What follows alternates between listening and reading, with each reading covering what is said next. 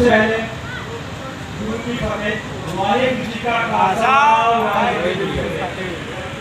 देखकर बहुत खुशी हो रही है और हम जैसे युवाओं के लिए प्रेरणा भी है कि हमारे बुजुर्ग, हमारे किसान हमारी अगुवाई करते हुए, हमारे छोटे छोटे भाई बहन, हमारी माताएं बहनें, आप सबको शैक्षिक नमन और पहले तो आप सबको बहुत बहुत बधाई। बधाई इस बात की जो काम पिछले 6 साल से कोई नहीं कर पाया वो आप लोगों ने किया। ये सरकार अपने अहंकार में अंधी हो गई। जब अहंकार की बात आती है तो हम सब जानते हैं, जैसे रावण का अहंकार नहीं चल पाया, श्री राम ने रावण का अहंकार तोड़ा, वैसे ही ये सरकार अपने 5 साल के गुरूर के बाद जब 2019 में फिर से आई, उसको क्या लगा कि हम लोग जो भी नीति बनाएंगे हमारा कोई विरोध नहीं कर पाएगा। और आप लोगों ने अपनी उपलब्धि से ये बताया कि कैसे अगर एकता है, अगर 5 उंगलियों की एक मुट्ठी बन जाए तो कैसे वो फौलाद में तब्दील हो जाती है, कैसे आपके हौसले तूफान हो जाते हैं। और आप लोगों ने सरकार को बताया और आपने लोकतंत्र की आत्मा को जिंदा रखा।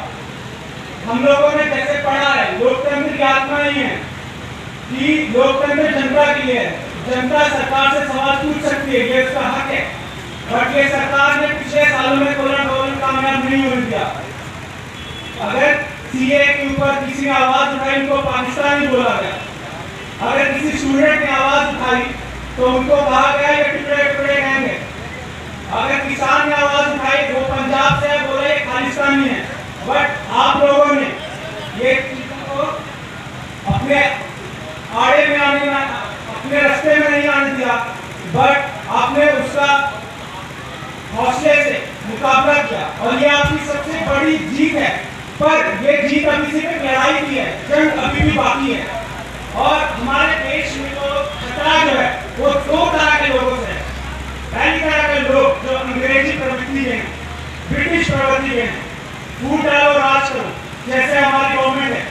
ये सिर्फ आप लोगों के जो फूट डालेगी, पहले ये आपको धर्म के नाम पे बांटती है, जाति के नाम पे बांटती है, ये सबसे बचना है। जब तक वो आपको फूट डालेंगे बट आप उनकी बातों में नहीं आएंगे, आप अपनी एकता पे काम करेंगे, आपको कोई हरा नहीं सकता। इतिहास गवाह है। और दूसरे लोग अंधभक्त। अंधभक्त कौन होते हैं?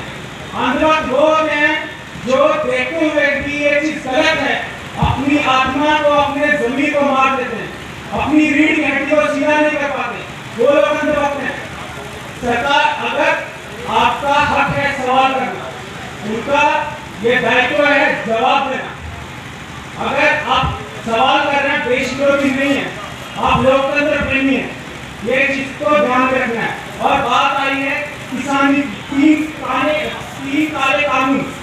तो पहला जो हमारा कानून है वो कानून है farmer settlement and price assurance farmer service.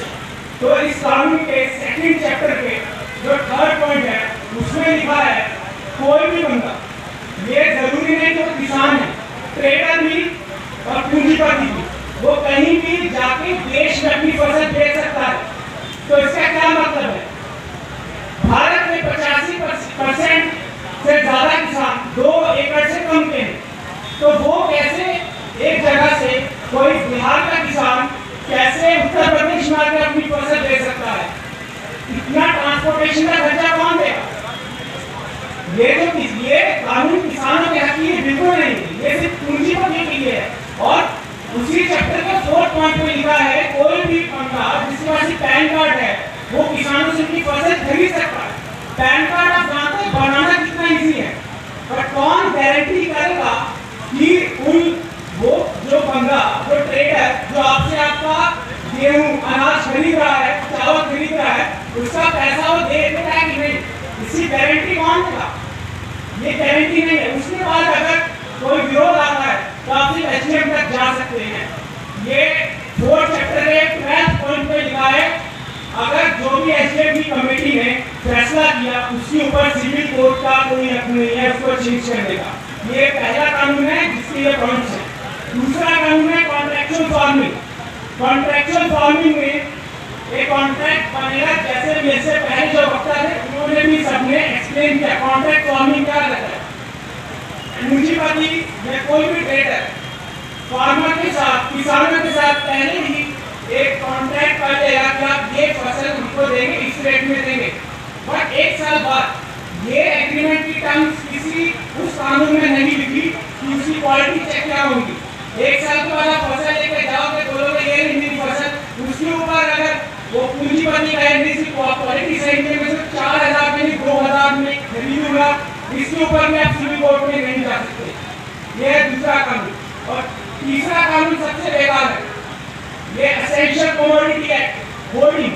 आप सब जानते हैं जैसे पिछले कुछ सालों में प्याज की कीमतें आसमान छूने लगती हैं, 100 रुपया किलो, 150 रुपया किलो। उस तक पुलिस छापेमारी करके देखती है कौन से लोग जमाखोरी करते हैं। तीसरा कानून जमाखोरी के ऊपर है, जो ये लोगों को छूट देता है आप जितना मर्जी जमाखोरी कर सकते हैं। उसमें इन्होंने धान, गेहूं, इन सबको इंक्लूड किया है। और मतलब कोई भी मतलब वेयर हाउस में जितना मर्जी धान गेहूं स्टॉक करके रख सकता है। और बाजार का एक सिंपल सा नियम है, बाजार का रूल है, जो भी सप्लाई कंट्रोल करता है वही डिमांड कंट्रोल करता है, जो डिमांड कंट्रोल करता है वो प्राइस कंट्रोल करता है। मतलब अगर आपने जो बाजार में जो वस्तुएं जा रही हैं, जो चीजें जा रही हैं, उस पर अपना हक जमा लिया तो बाजार में वो चीज कितने की बिकेगी उस पर भी उसी बंदे का हक होगा। और सब जानते हैं भारत का 85% से ज्यादा किसान जो है वो छोटा किसान है। छोटे किसान के पास ये समर्था नहीं है कि वो वेयर हाउस क्रिएट कर सके, वेयर हाउस बना सके। ये वाला नियम भी पूंजीपति की है। और एक आखिरी बात, हर चीज के ऊपर नकेल होनी चाहिए। आप कैसे कानून में जितना मर्जी जमा कीजिए, कौन आपको ये आदेश देता है? अगर ये जमाखोरी करने के बाद महंगाई बढ़ती है, कौन आपको हक दे सकता है? तो ये जो तीनों कानून आए थे ये सभी सिर्फ पूंजीपतियों के लिए आए हैं, ये किसानों के हक के कानून है। उसके बाद ये बोलते हैं हम संशोधन कर देंगे। जब कानून लेके आए थे तब ये व्यवस्था उन लोगों से पूछकर क्यों नहीं की गई जो अफेक्ट होने वाले हैं। इंडिया के 60 से 70% आबादी जो है वो कृषि से रिलेटेड काम करते हैं। आपने उनसे क्यों नहीं पूछा? उसके बाद आप बात कीजिए। अगर आप बोलते ठीक है हमने कानून हमने गलत बना दिया, इनमें संशोधन कर देते हैं। अगर इमारत की नींव ही कमजोर है, उस पर चाहे 4 खिड़कियां लगाओ, 5 कमरे लगाओ, 5 में से घटा दो, कोई फर्क नहीं, नींव ही कमजोर है। इन कानूनों को वापस लो, उसके बाद किसानों के साथ सलाह मशवरा करके नए कानून लेकर जिसमें एमएसपी की भी गारंटी हो। अगर बाजार में बिकने वाली हर वस्तु, हर बिस्किट के पैकेट तक में 5 रुपए एमआरपी है, तो जो किसान जो अपनी मेहनत से उगाता है उस पे एमआरपी क्यों नहीं, उस पे एमएसपी क्यों नहीं, उसका दाम तय करने का किसान को क्यों नहीं? और दूसरा मुद्दा है अनुभव होता है, ये सवाल हमें पूछना चाहिए। और दूसरा, आज हम देख रहे हैं पेट्रोल के दाम के कैसे बढ़ रहे हैं, आसमान छू रहे हैं। हंसी आ रही है उस बात पर। 2014 के पहले के वीडियो देखो, श्री नरेंद्र मोदी, स्मृति ईरानी, बाबा रामदेव, सब लोग एक ही चीज कहते थे, देखिए सरकार गैस सिलेंडर के दाम बढ़ा दिए, पेट्रोल के दाम बढ़ा दिए। बट आज जब ये पेट्रोल इतिहास में कभी 100 से ऊपर नहीं है, 100 रुपए से ऊपर पेट्रोल है, डीजल है, अब लोग चुप हैं। और मैं तो हैरान होता कुछ लोगों की बातें सुनकर, तो क्या हो गया 100 रुपए के ऊपर एटलीस्ट ही है भाई। 32 रुपए का तेल इंपोर्ट होता है, 32 रुपए का, उसके ऊपर 132% जो टैक्स है वो सेंट्रल टैक्स है और 78% टैक्स है वो स्टेट वैट है। ये 32 रुपए का पेट्रोल हमको 101 रुपए में मिल रहा है। क्यों मिल रहा है हमको? क्या आगे सरकार को 132% ज्यादा पैसा वसूल करने का, और क्या आगे स्टेट गवर्नमेंट को इतना ज्यादा पैसा वसूल करने का? आप मानोगे नहीं, 2014 में जितने काम थे उससे कम दाम आज है। बट फिर भी ये चीजें क्यों नहीं हम सवाल पूछते? और उसके बाद अभी प्राइवेटाइजेशन की बात आती है। अभी हमने एलआईसी का आईपीओ बेचना स्टार्ट कर दिया, बीएसएनएल के आईपीओ बेचना स्टार्ट कर दिया। अभी मंडियों में जितना प्राइवेटाइजेशन आएगा, अब ये देखिए जब जियो आया था सबको फ्री मिला था और अब उसके पैसे लगे और बीएसएनएल बिल्कुल बर्बाद हो चुका है। और बीएसएनएल एक सरकारी कंपनी होते हुए उसको 4G स्पेक्ट्रम अलॉट होने में इतना देरी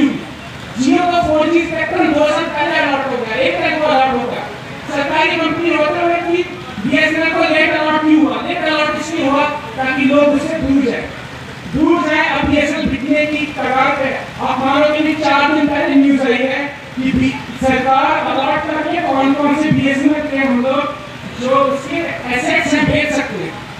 आप सरकारी कंपनियां बेच रहे हैं, आप नया कुछ सरकारी में ऐड नहीं कर रहे, सब कुछ प्राइवेट दे रहे हैं। जब भी कोई आपदा आई थी, कोरोना काल में जब आपदा आई थी, आपका सरकारी एसेट, आपकी सरकारी कंपनियां ही आपको बैकअप देती है। आप प्राइवेट पूंजीपतियों के भरोसे सरकार को नहीं छोड़ सकते, देश को नहीं छोड़ सकते, वो लूटने का काम ही करने वाले।